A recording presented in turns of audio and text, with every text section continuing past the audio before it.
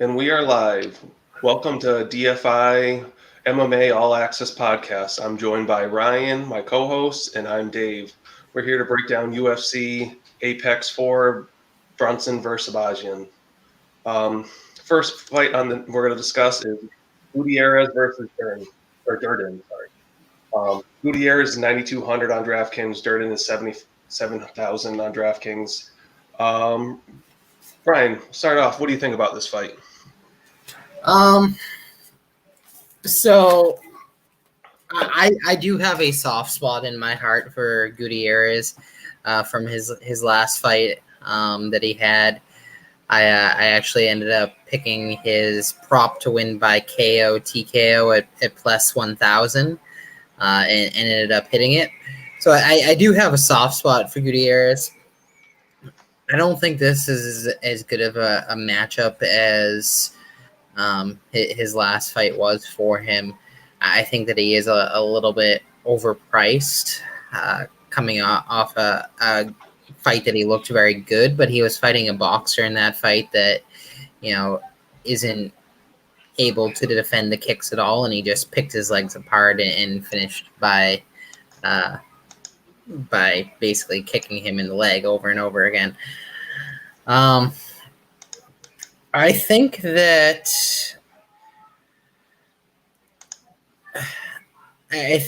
Durden is a live dog. If he can somehow get the fight to the ground, which is what he likes to do very early and often from the tape that I watched was him trying to get the fight to the ground. If he can do that, I think that he'll be able to negate Gutierrez's power and give him a run for his money, because Gutierrez, that's what he wants to do. He wants to stay on the feet. He wants to brawl. He's a striker. So I think that Durden is a strong dog play, especially for GPP. I think that he, may be a good lower priced tier fighter.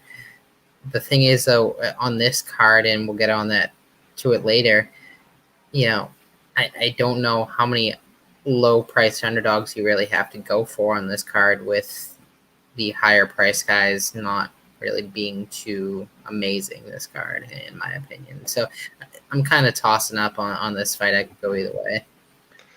Yeah, I mean, I remember that it was like one of your first podcasts, I believe, when you were talking about Gutierrez. I think it was the first podcast, actually. I couldn't remember if it was you or someone else that was super high on him, but I remember, I'm pretty sure it was you that you had the bet by TKO and everything. But I think this is going to be a very tough fight for Gutierrez because he needs distance to get off his kicks, and the problem is Durden is a wrestler, and he's all about getting in your face, pressuring you, and getting those takedowns. And with that, we're also have the smaller octagon, the 25-foot octagon, we're back in the Apex, which is also going to help Durden. So you broke it down pretty well on what's probably going to happen, but I really feel that Durden is probably going to end up winning this fight with some, takedowns, holding him on the ground. I mean, Gutierrez is not that great on his back, and I just think that before this whole, having three fights canceled and everything, Durden was going to be, very nice punt play for GPPs. And even pretty much, you could probably even use him for cash games if you really wanted to, because he's just that low price, and he's probably going to get a couple takedowns, even if they're lost. But now that there's some other value opening up, I don't think he's going to be as sneakily owned, or you don't need to really force him in your lineup to get those higher price guys. Gutierrez, like you said, he's too highly priced. I mean, 9,200 is way too expensive for him. If you look at his 3 wins, 65, 64, then 102.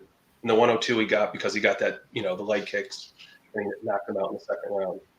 And that's probably more of the outlier than, the other ones. The other ones are probably realistically what he's going to score is very low volume. He says it, his fight metrics say he throws 4.17 strikes per minute, which I think is just higher than that. I think it's too high. I think he's lower than that. I don't know how it's that high. But, I think Durden is not a bad GPP play. But I think Gutierrez use him for cash games, but even that, I think his price is just too high. You could probably just honestly fade him, altogether for the most part. I don't think he's worth playing in the GPPs unless you really think he's going to get those leg kick knockouts. Yeah, I mean, for if you're doing multi-entry, I don't think that he'll be a horrible play. Just where so many people in the higher price range just aren't really amazing. It's kind of like how it was last week, where you can kind of throw a dart and kind of guess of the higher price fighters who's going to do amazing.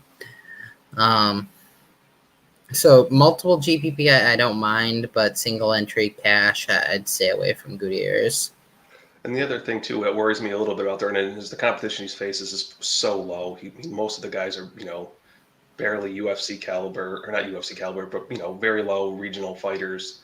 But the only good thing is he does train with like the Lima brothers down at AT&T, which both the Lima brothers are very good fighters. So we'll see how it plays out. Next fight, we got Jamal Emmers taking on Cachero. Brian, I'll throw this one to you to start. Yeah, so I know you're very high on Emmers, and with good reason. I mean, if you look at the line here, he is the definitive favorite now. The thing that does worry me a little bit about this, though, is before this fight did get rescheduled, granted on short notice, Cachero is going on basically 1 day notice. He is moving up in weight class, I do believe. Emmers was the underdog in his last fight. Now, granted, I did think that Emmers was a very live dog. I actually did like him to win the previous fight. But he does, and granted, I know it was against a great fighter in Chikhizian, but he did show that he can eat a lot of strikes. He does eat over 4 strikes per minute. Granted, he throws 4 strikes and lands 4 strikes per minute as well. But Cachero, from the tape that I watched, he does seem to have pretty good power. He doesn't have the best defense, but I saw him clipping a couple people and throwing some pretty good power strikes. So for a guy like Emmers, who does absorb over 4 strikes per minute, that does worry me a little bit. I think more than likely what we'll see kind of the trend of what we've seen from most of these late notice fights, where Cachero throws looks good a couple times, but at the end of the day, Emmers goes ahead and takes the decision victory. He could get a knockout late second, early third for his price. I like him in cash or GPP. But I do see the upside in playing Cachero in a multi GPP lineup as well. Yeah, I mean, now that Emmers is 7,800 and he's a minus 300 favorite, he's going to be probably the biggest chalk on the slate. He's probably going to be north of 40% owned. Then Cachero, he's 6,900. He's not a terrible play. I mean, Emmers has 135 odds to finish inside the distance, which I think is a little kind of high for Emmers. I don't know necessarily see him really getting a finish. But for 6,900, it's not a bad play for, like you saying, for GPPs. But realistically, I don't think you really need to play him at all, unless you really want to just get that. Hopefully he gets a TKO win, be contrarian, and go against everybody who's going with Emmers. But for the most part, I see Emmers just being too quick on the feet. He has the wrestling he can mix in, which. Cachero is not a knockout artist. He's not. He has, I think, 2 on his record, I believe. He has 2 knockouts and 2 submissions. The rest are all decisions. So on the feet, he'll probably be fairly competitive. But I just think Emmers' height, I think he has like a 4-inch reach advantage or 6 inch reach advantage. He's not known, but I'm assuming it could be even more. I think Emmers is just going to pick him apart for all 3 rounds, and it's going to be a very easy decision win for him. Maybe gets a late finish, but I like Emmers a lot. I mean, but I can see fading him with all the other people or all the other underdogs that are probably going to be highly owned or less owned than Emmers. Yeah, I think that you almost have to have Emmers in cash. 100%. But for GPP, you can fade him because he's going to be so highly owned, like you said, that if you're doing multiple lineups, it's not a bad play to fade him in some of those lineups in hopes that something does happen, and then you're well ahead of the field. All right, next fight we got Munoz versus Maness. I watched tape quickly on Munoz, during my lunch break today, because obviously this is a brand new fight as of maybe 8 hours ago. Munoz is from what I've seen, is a BJJ black belt. He's very aggressive with going for the takedowns, and he's got a very good submission. I believe he's finished most of his fights, by submission in the first round. Outside of that, I believe he fought 5 rounds for the championship in the King of the Cage. And he could definitely tell his cardio goes as the fight goes along, but that's mostly due to his wrestling. Then on the other hand, you have Maness, who's very big for the division. I think he's gonna have a slight height and reach advantage. He's gonna be the better striker on the feet, so he's gonna want to keep the standing at all costs. For him, it's gonna be a very similar fight compared to Borg. He's gonna want to defend the takedowns, keep it on the feet, and use the striking. But it's kind of a toss-up fight. I mean, both fighters being 7,200. What worries me is Munoz literally taking this on. It's going to be a day's notice at this point by the time the fight comes. I think his cardio won't hold up, so he might do well for that first round. But if it goes past the first round, rounds 2 and 3, it's going to be all Maness. And I think Maness ends up, surviving the first round with all the, takedowns and submission attempts, and then he just pieces them apart rounds 2 and 3, and maybe gets a finish. More than likely, he's probably going to get a decision victory. There's no odds out on it right now, so we can't even tell you what Vegas is thinking of. Yeah, so I briefly did watch some tape as well today. When this fight was announced, basically what you said, Munoz is a guy that is going to be relentless with the takedown. He's going to try to get it over and over again. From the tape that I saw, he does get it with pretty good success.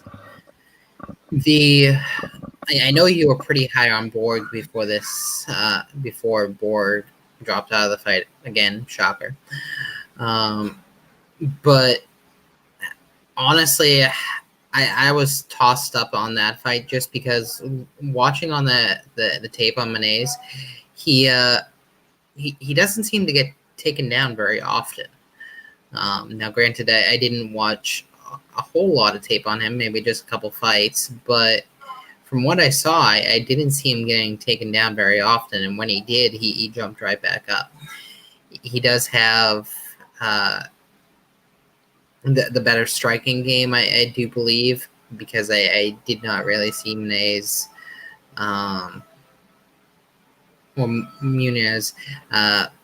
try to strike very much at all in the fight today. So I'm just going for takedown after takedown, basically.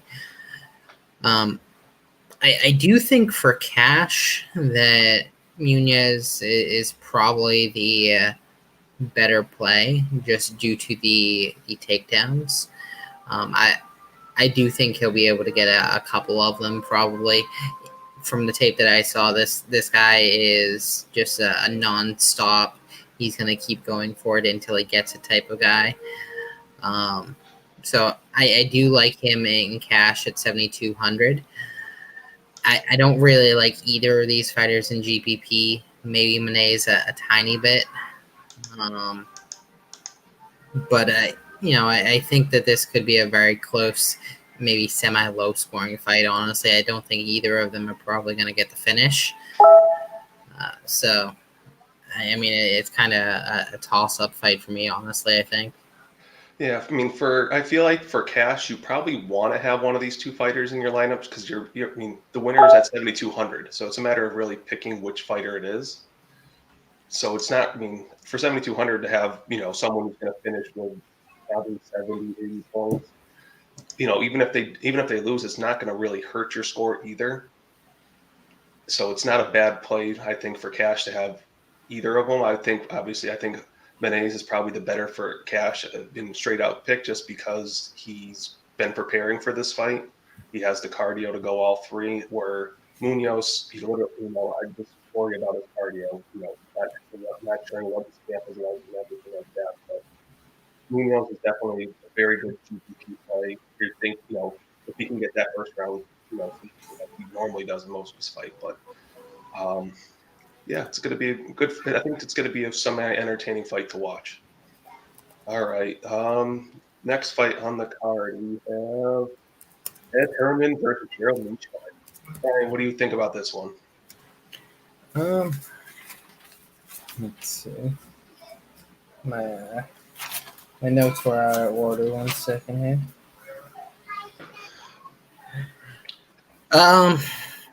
So this is a fight that I think that you kind of just like the Craig fight last week that you almost have to have on your GPP lineup. I think that it's just a matter of time before one of these two sink in a submission and win the fight. Both of them are great at the submission. Both of them are horrible against the submission. So I think that it's just honestly a matter of time before one of them finishes the other one via submission. I do lean Herman. I think that he has just shown a little bit better technique as of late when it comes to being able to strike and stuff like that as well. So I do lean him a little bit, but I think this is, like I said, one of those fights where you just have to have someone in this fight. Betting wise, as we mentioned, I do like the prop bets. If you can find it, I did see on Best Fight odds that Herman via submission, at least when it first opened up. Let's see if it's still that. 1 second. Herman via submission right now is plus 1,105. And I have no clue why. Because Meerschaert has lost via submission so many times, and Herman has won via submission so many times. I think that's something that you have to throw. I know we normally just talk about DraftKings here, but I think that's some that you have to throw at least a half a unit on at those odds. Yeah, this fight's kind of interesting. Like you said, this is basically like the Craig fight from last week.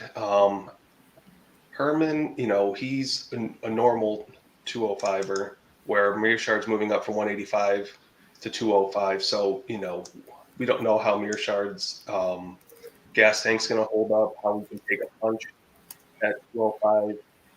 I'm a little hesitant on Meerschaert with all that. And he was just knocked out about 2 months ago in his last fight.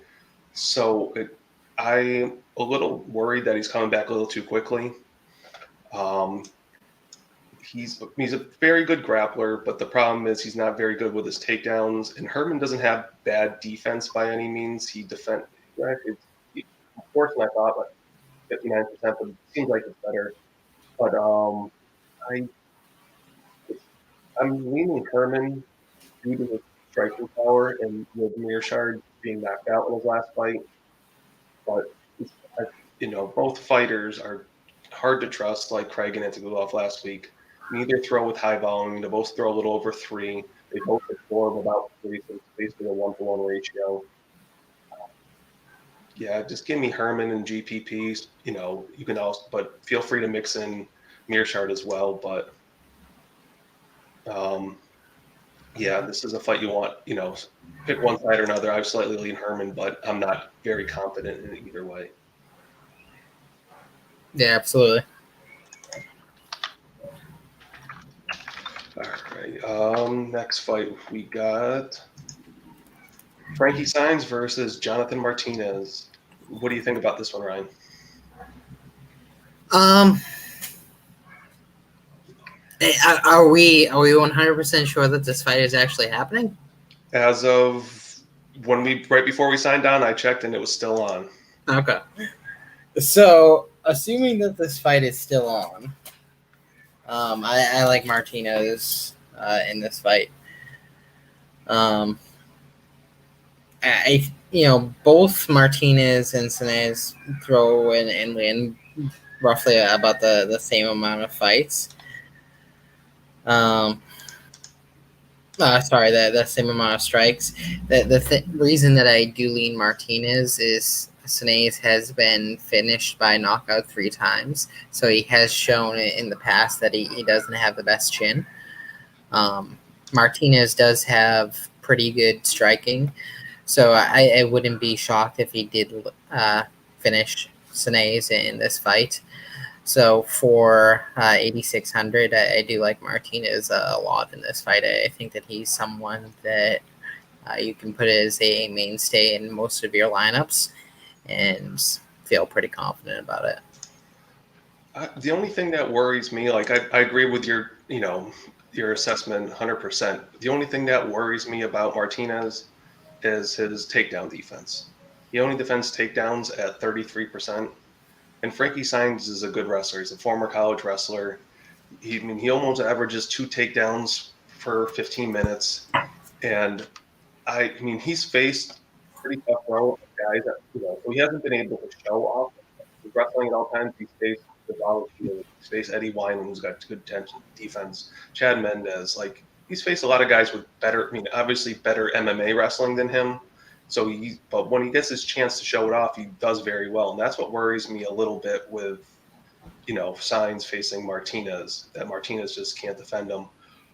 But at the other hand, the other side too is that Martinez weighed in 5 pounds. It was overweight today, 4 or 5 pounds, and Saenz looked terrible on the scale. And there's rumors going around that fight still might get canceled. The UFC's been negotiating with Frankie Saenz to keep the on the card.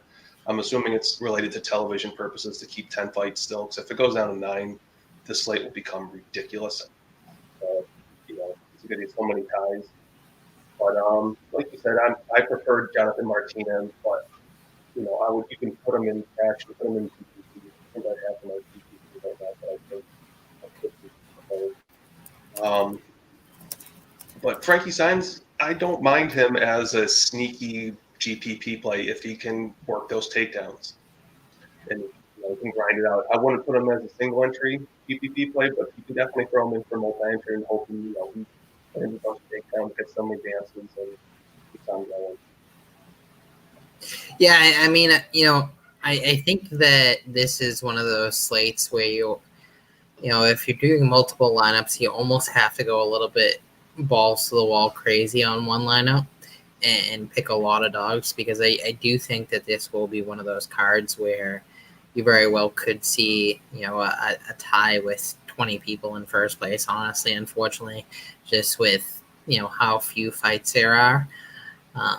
So in that type of lineup, I don't think Saenz is horrible, but most lineups I would lean Martinez. All right, next fight. We got Kevin Holland versus Trevin Giles. Oh, man, this is all about, can we trust Kevin Holland? He's got great talent. He strikes at roughly 4 significant strikes a minute. He averages a little over takedown. He's got very good BJJ. But the problem is he likes to mess around. He's smiling out there, taunting his opponents, talking to Dana White while he's fighting. He's doing everything but actually fighting. And that's what ends up almost costing him a lot of his losses and even some of his wins where he's barely squeaking them out. He looked great in his last fight. He got a 39-second knockout. But can we trust Kevin Holland? I think he can. I think he's made some, changes to the game, that he's coming in more focused. I think he finally realized he can't keep messing around in fights, or, he could get cut, or he's just going to lose and he's never going to get that chance at the title. I like Kevin Holland in this spot. I think he's a very good GPP play. He's a borderline cash play, but it's hard to trust his mindset. But Kevin Giles, on the other hand, not super high on him. He throws almost 4 strikes a minute. He doesn't absorb very many strikes, but I think if he tries to take it down, he's going to be in a world of trouble because that's Kevin Holland's area. He's going to Kevin Holland's very good on his back. He's able to advance, reverse positions. Where on the feet, Kevin Holland has got 7-inch, 8-inch reach advantage. He's 3 inches taller, so it's going to be tough for Giles to get in there and hit him.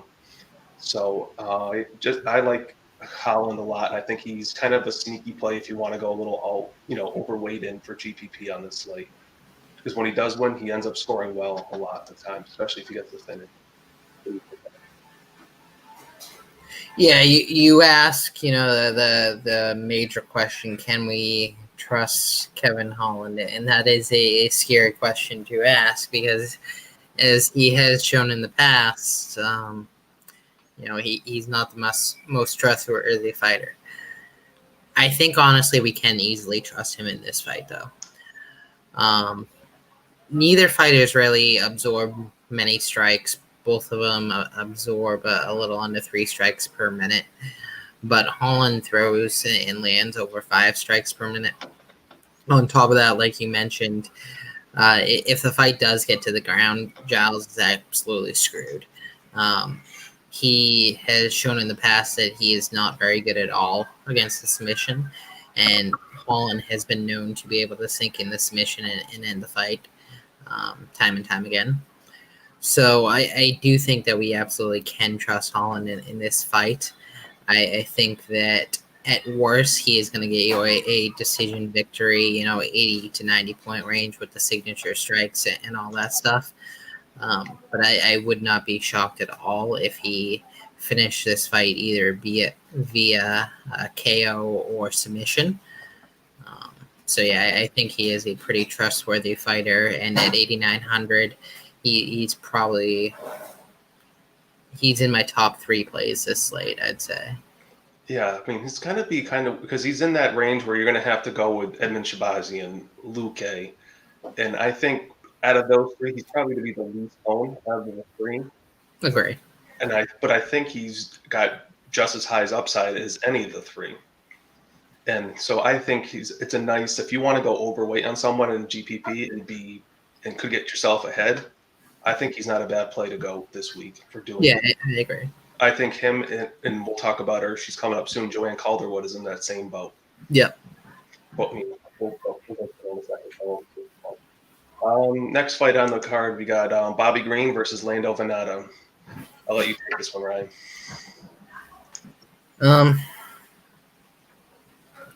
So this is a fight that I honestly I don't really have a read one way or the other. Neither fighters have looked great in the UFC since they've been in the UFC, but somehow they have been able to, still keep a job in the UFC. Both of them do put on very entertaining fights, which is more than likely how they've kept their job. Both of them land almost 5 strikes per minute, so we should see a lot of signature strikes because both of them also absorb a lot of strikes per minute. If I had to slightly lean one fighter to the other, I've honestly gone back and forth in this fight time and time again. I think I would probably... Who did I pick? I think I picked Vannata, right? Yeah. Yeah, so I slightly lean him, but it's a very slight lean. I think that this fight will be a good fight for cash because I think that no matter which one you pick, both of them should score probably at least 60 points with the signature strikes that they will land.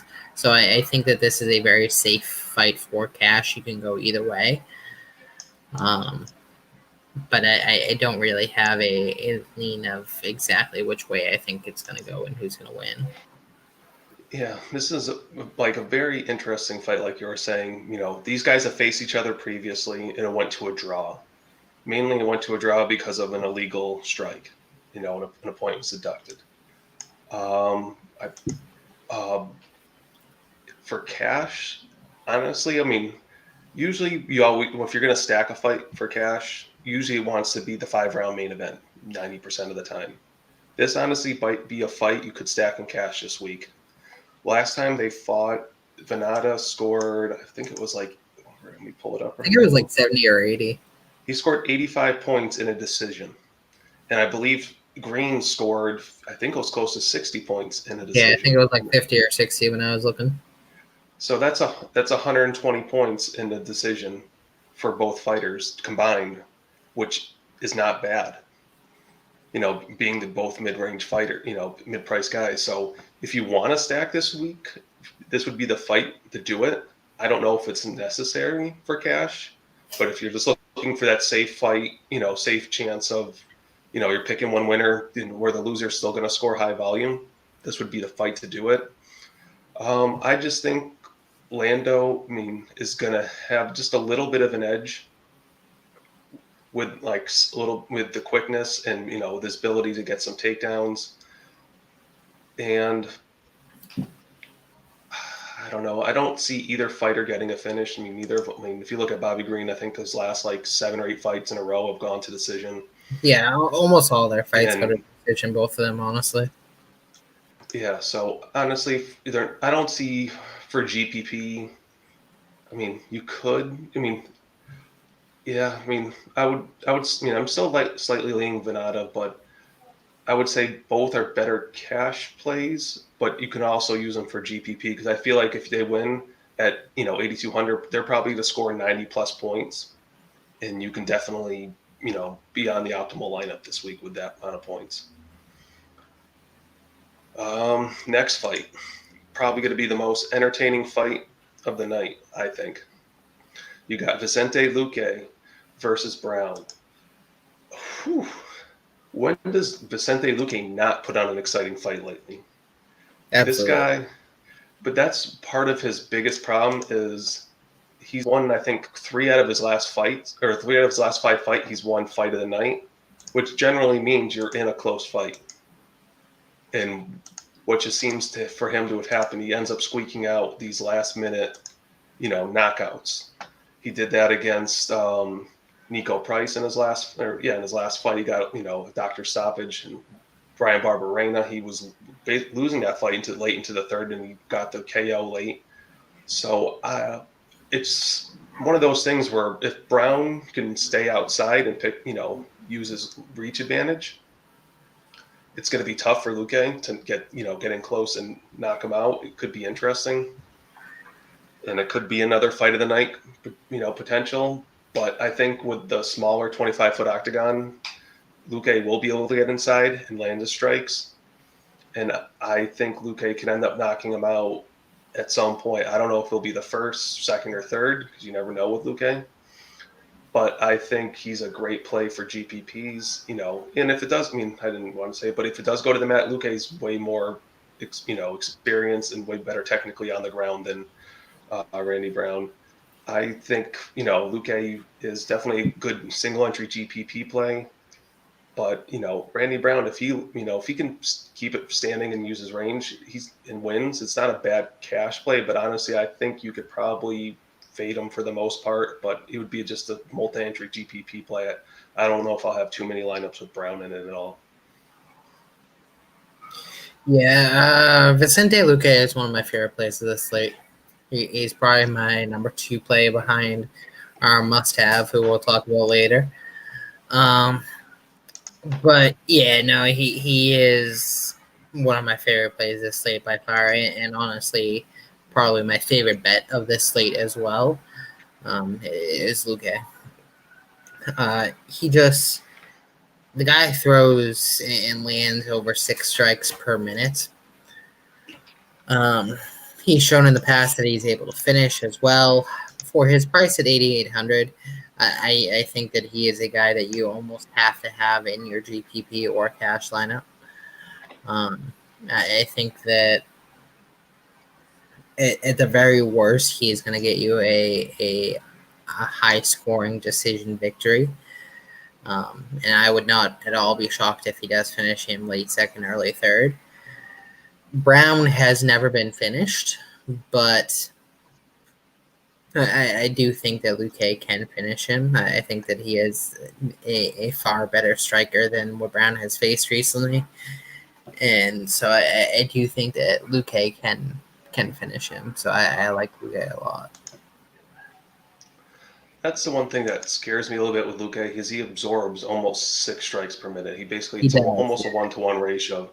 And in the last couple fights, like against Price, he got rocked a few times. He hasn't gotten knocked out yet. He's never been finished. But his chin could be slowly cracking and might start breaking soon. I don't know if Randy Brown's going to be the guy that does it, but it wouldn't be shocking if it did happen just because he's getting so many wars lately that it's almost kind of like I'm blanking on his with it. Max Holloway, who's been taking so much damage lately. Max Holloway has absorbed like 1,000 strikes over his last few fights, and I think this could be like Vicente Luque, where it's just going to be too much. Eventually he's going to take too many strikes, and eventually he's going to get knocked out. I just don't see it now, but it wouldn't be a shocking. All right, this is kind of like my sneaky favorite, one of my favorite DraftKings plays of the night. Joanne Calderwood versus Jennifer Maia. Joanne Calderwood is an absolute beast on the feet. She throws almost 7 strikes a minute. And I mean, none of her fights that she's won, I don't think she scored under 90 points. I think 80 something was her highest or lowest point for scoring. I honestly think that as long as Joanne doesn't try to take her down at all or avoids getting taken down, I think Calderwood's going to piece Jennifer Maia up for 3 rounds, and she's going to score probably 90-something points and probably be a very good GPP play and I think a great cash play. Maia, on the other hand, the only way I see her winning this fight is if she gets a takedown or Calderwood takes her down and she can use her BJJ off her back. Maia's very good on the ground. But I honestly just don't see Maia. I don't see how she wins this fight. Calderwood is probably one of my favorite plays on this slate. And for betting, she's a minus 145 at the moment. I like her a lot. What do you think? Yeah, I do like her a lot as well. The one thing that does worry me is that if you look at Maia and Calderwood's record, neither of them have looked very good when it comes to fighting top-notch fighters. But I think that'll kind of even itself out where, neither of them have had that issue. Where both of them have had that issue. Calderwood does throw significantly more strikes than Maia does. I do think, we brought up stacking earlier. I do think that this is one of those fights that cash-wise you could potentially stack. I think that this is maybe the only fight on this card that you could stack. Possibly the one we talked about earlier, but I do like this one better, honestly, for stacking. Calderwood, well, she does throw that many strikes. She also does absorb, I believe it was at least 4 strikes per minute. So she does absorb a lot of strikes as well. Now, Maia doesn't really throw many strikes. It was under 4 per minute. But, if this does stay on the feet, which I think it more than likely will, I think that Maia could be a sneaky play when it comes to, scoring 50 to 70 points due to significant strikes. That's not something that I'd want to do for GPP, but for cash, I could definitely see using Maia as a cash play and feeling pretty confident that she gets at least 50 points. But yeah, Calderwood, I think, is one of my top plays this slate, and I do think that she will be probably semi-low owned as well because she's kind of an under-the-radar type fighter where, you look at women fighters, and for the most part, I think they do get overlooked a little bit, just because generally most of them, are not very high scoring fighters. Calderwood, I think, is different. Like you said, in her wins, most of her wins, she scored at least 70 or 80 points. So I think that she very well can get at least that again. So I do like her a lot. Yeah, no, like the one thing I was saying, like Maia's to me, the only way Maia wins this is if she can get a takedown or get on top, get the ground fight on the ground somehow. But Maia only averages 0.25 takedowns per 15 minutes, which is basically saying you don't take down anybody. Yeah. She's gotten 4 fights, so that means she's gotten 1 takedown in 4 fights, which is not very good, and especially when you're facing, Alexa Davis, Roxanne Modafferi, or who you should be able to take down either one of those fighters if you have any decent wrestling to you. Yeah. I mean, Tukagion's tough and Carmouche is tough, but I just see Calderwood just picking her apart for 5 rounds and absolutely putting up a huge number. You mean for 3 rounds? Or 3 rounds, yeah. Sorry, I'm just so used to. But yeah, for 3 rounds, and just she's probably going to get. I think she's going to probably score 90 plus points in this fight because Maia eats almost 4 strikes a minute too, which is a lot. Yeah. All right, here we go. We're on to the main event. We got Brunson versus Shahbazyan. What do you think on this one, Ryan? I think Shahbazyan all the way. Spoiler alert, he is the must-have of the week. So I do like him a lot this fight. I mean, we are talking about a guy in Shahbazyan who, I don't know if you saw this clip, but UFC put out a clip recently of when Ronda was still fighting. Shahbazyan was training with Ronda at 15 years old, getting tossed around by Ronda. We're talking about a guy that has been training with some of the greats for a very long time now. And so I think that he is just head and shoulders the better fighter this fight. He is, this is a big step up for him. This is his first main event. But I think that he is ready for it. Brunson does have an amazing takedown defense. He actually has 100% takedown defense, which is something that the Shahbazyan likes to do, is get the fight to the ground. He averages over 5 takedowns per fight. I think that he'll be able to get Brunson down, honestly. I know that has not been able to be done before, but I think that he is the type of fighter that can use his pressure to be able to get Brunson down. And even if he can't, Brunson has, shown that he does not have the greatest chin anymore, and that is another one of Shahbazyan's amazing weapons. Is this guy has great knockout power. So honestly, I think no matter where this fight goes, ground, feet, it doesn't really matter. I think Shahbazyan wins this easily. I think for his price and where the other fighters on this card are priced now, is Shahbazyan really only 9,100? Yep. So Rodriguez is more? Yeah. Why did I think Shahbazyan was the highest priced fighter on the slate? Yeah, I think Shahbazyan absolutely should honestly be the highest priced fighter on the slate if he's not.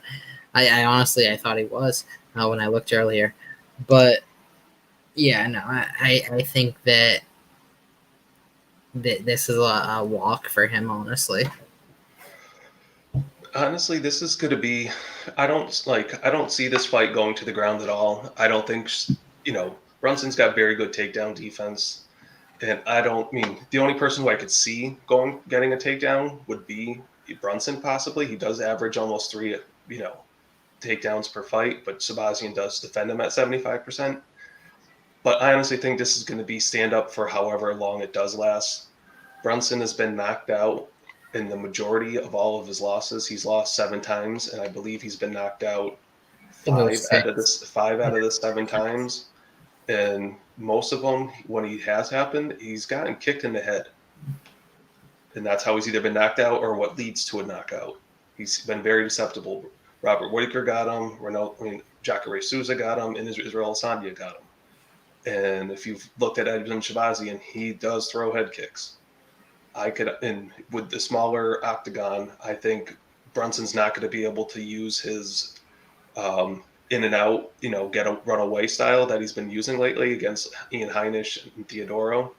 I think, Edmund's going to be able to get into his face and bring the fight to him. And I think he's going to knock him out, should be first round, I believe, but possibly second. The longer this fight does go, though, it does worry me a little bit. Edmund has shown, when he did go to 3 rounds, he gassed a little bit. He was still pushing forward. He was still getting takedowns, but you could definitely tell his cardio was going. So that worries me because Brunson's gone 5 rounds before, or he's been scheduled for 5-round fights. So he's trained for it. But I still think Edmund is way better in almost every aspect. He's going to be the bigger fighter. Edmund is our must-have, and I think you need to lock him in cash GPP. He's going to be a great play. Brunson, if you think he can get some takedowns or land a knockout punch and be the first person to knock out Edmund, he's not a bad multi-entry GPP if you want to fade Edmund. But for the most part, Edmund's just a play. He's minus 330, I think, favorite with a minus 115 inside the decision. Just lock him in and don't forget, just set it and forget it. Yeah, absolutely. I completely agree. Man, this has been one crazy, crazy day. I mean, having 3 fights, borderline almost canceled. Then we had 3 replacement fighters and 1 fighter couldn't make the scales because he couldn't weigh in. It's been a crazy day. But let's kind of discuss this slate as a whole. And what do you think of this slate? Do you think it's more of a cash slate, a GPP slate? Like, what do you think the way to attack it is? And what do you think the popular builds are going to be, whether it could be stars and scrub, mid-range? What are your thoughts? I think that the issue that we're going to run into with GPP is we're going to see a lot of ties. I think with having so few fights and, only 11 fights, and then having a lot of the top name or the top price fighters either not fighting anymore or just honestly not really should be priced that high, I think we could have a lot of ties. So for that reason, I do lean this slate a little bit more to a cash slate, just because I think that you'll see a little bit less ties in cash than you will in GPP. So I think as far as the build, I think more than likely what we'll probably see is, someone like Emmers is 7,800, and then, maybe one other semi-lower price fighter, and then the rest all stars. Because a lot of your fighters on this slate that I think could score well, you got 8,000, 8,200. You got Caldwell at only 8,700, Luque at only 8,800. So we're not really talking about very high-priced fighters. We're not talking about, like last week's slate where you had a 9,800 fighter on the slate. We're talking about a lot of mid-range fighters here that I think will be the higher score fighters. So I think that this definitely is more so a cash slate than a GPP slate, just due to that fact. If you want to stand out in GPP, I do suggest multi-entry this week, just because I think that this will be one of those weeks that I would not at all be surprised if an off-the-wall lineup wins it all. So I think this is a week where you want to do multiple entries, and do a couple kind of crazy lineups, ones that you wouldn't normally do, with 3 or 4 underdogs, and then a couple of the higher price fighters. Something that not many other people would think of. That way, if something does happen, which anything can happen in MMA,